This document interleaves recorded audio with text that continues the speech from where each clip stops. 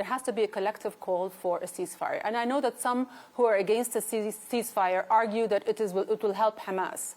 However, I feel that in that argument, they are inherently dismissing the death, in fact, even endorsing and justifying the death of thousands of civilians. And that is just morally reprehensible. It is also short-sighted and not entirely rational because, as I have said before, if you manage to eliminate all of Hamas, what next? The root cause of this conflict is an illegal occupation. It is routine human rights abuses, illegal settlements, disregard to UN resolutions and international law. If we do not address these root causes, then you can kill the combatant, but you cannot kill the cause.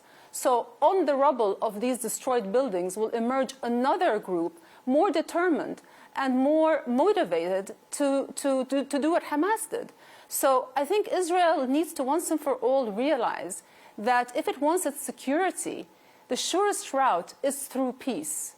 Not the strongest military or the most capable intelligence services or the Iron Dome or the separation wall will safeguard Israel's security as much as peace would. And I think that is the track that we need to pursue now.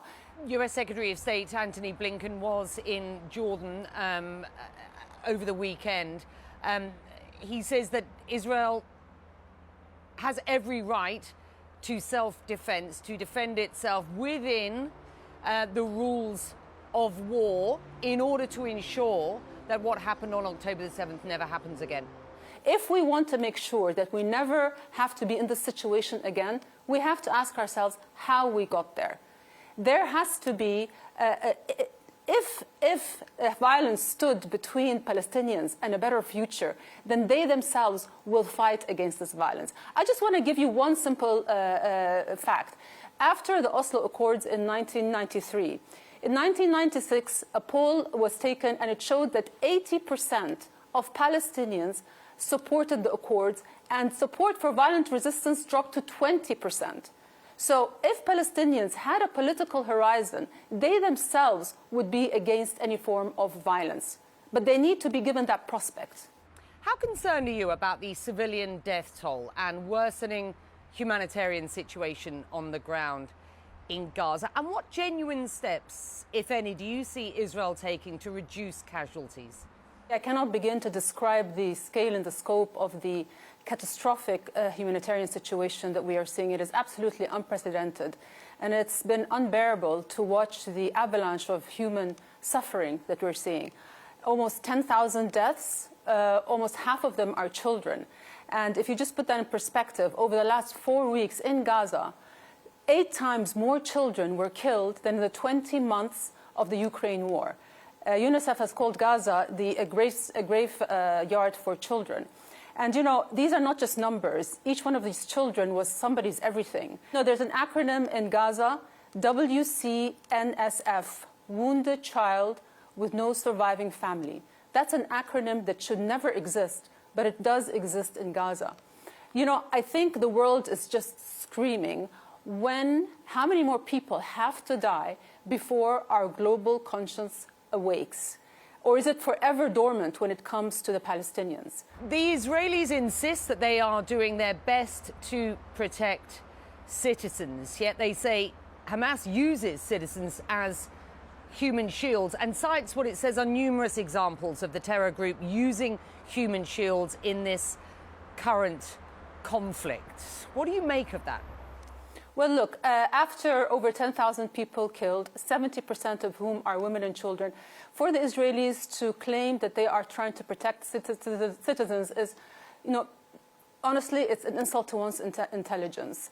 When 1.1 million people are asked to leave their homes or risk death, that is not a protection of civilians. That is forced displacement. And UN agencies and other agencies have said that there's no safe place in Gaza. And even the areas that they have asked people to seek refuge in, those so-called safe zones, they have been attacked as well.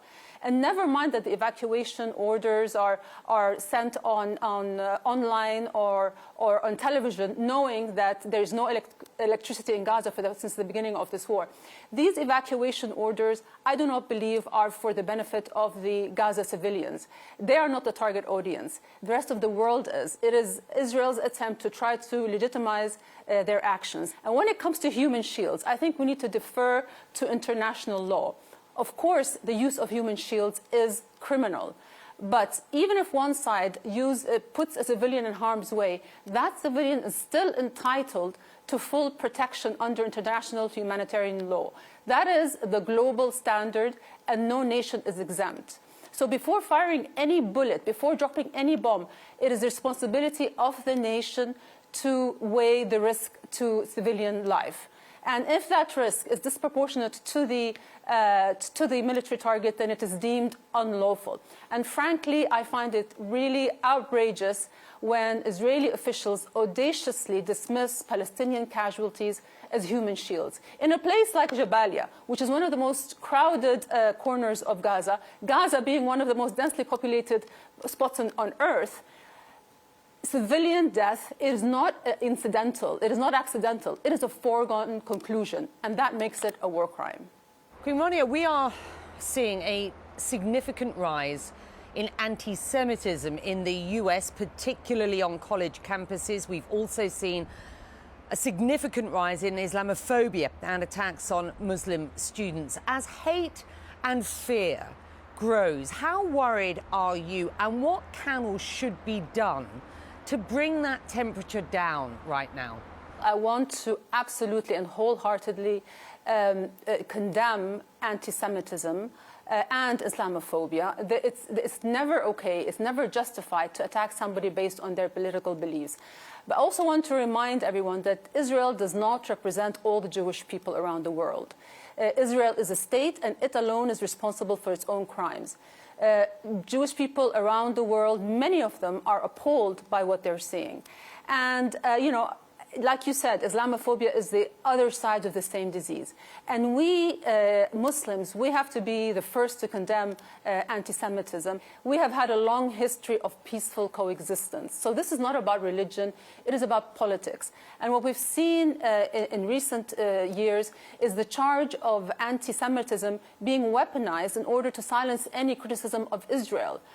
So defenders or supporters of Israel who cannot defend Israel's actions or conduct, they revert to shutting the conversation down by equating criticism of Israel with anti-Semitism. Let me be very, very clear. Being pro-Palestinian is not being anti-Semitic. Being pro-Palestinian does not mean you're pro-Hamas or pro-terrorism. I think Israel deserves more from its allies than just unequivocal support. I think it deserves some uncomfortable truths, because if you are a real friend, you support your friend when they're right, but you also tell them when they've crossed the line.